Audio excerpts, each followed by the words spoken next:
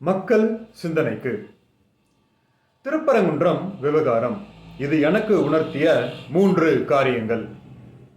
அது சரியா தவறா என்பதை முடிவு செய்யுங்கள். வேறு ஏதாவது கருத்து இருக்குமேயானால் அதையும் கமெண்ட் செக்ஷனில் பதிவு செய்யுங்கள். தீபம் இருளில் இருக்கிறவர்களுக்கு வெளிச்சத்தை கொடுக்கும்.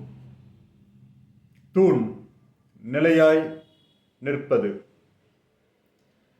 இருளில் இருக்கிற ஜனங்களுக்கு வெளிச்சத்தை கொடுத்து, அதாவது நிலையாய் வெளிச்சத்தை கொடுத்து சமுதாயத்தில் மாற்றத்தை ஏற்படுத்துகிற ஒன்று.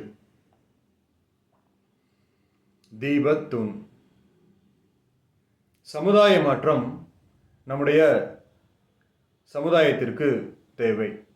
உடனே நம்ம பசங்க டிஎம்கேனா தீய சக்தி, டிவிகேனா தூய சக்தி அப்படின்னு சொல்லி வந்துடுவாங்க. இது அப்படி கிடையாது. குறைவுள்ள மனிதர்கள் தான் நாம். குறைவுள்ள சமுதாயத்தில் தான் நாம் வாழுகிறோம். நிறைவான ஒரு வாழ்க்கை இந்த சமுதாயத்தில் நாம் வாழ ஒற்றுமையாய் ஒன்று சேர்ந்து புதுமை பல படைத்திட வேண்டும். அதனாலே புதுமை தமிழ்நாடு உண்டாகும்.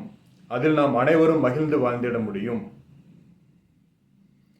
இருள் நீக்கி நிலையாய் ஒளியை கொடுக்கிற அந்த மெய்யான ஒளியால் நம்முடைய வாழ்வு துளிர்விட வேண்டும்.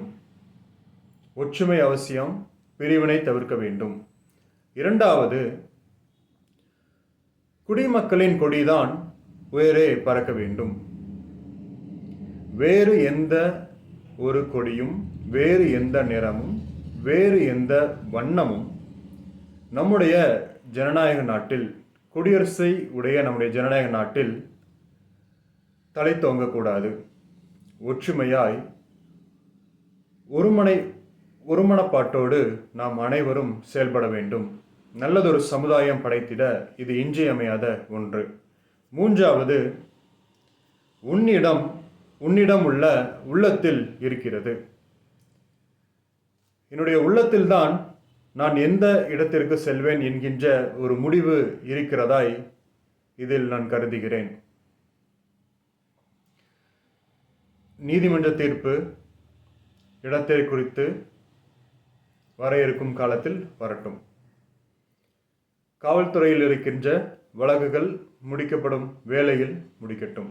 ஆனால் ஒற்றுமையாய் மக்களாகிய நாம் அனைவரும் செயல்பட்டு சமுதாயத்தில் இருக்கிற இருள் நீக்கி புதுமை தமிழ்நாட்டை உருவாக்குவோம். இதுவே திருப்பரங்குன்றம் விவகாரம் எனக்கு உணர்த்திய 3 காரியங்கள். நன்றி.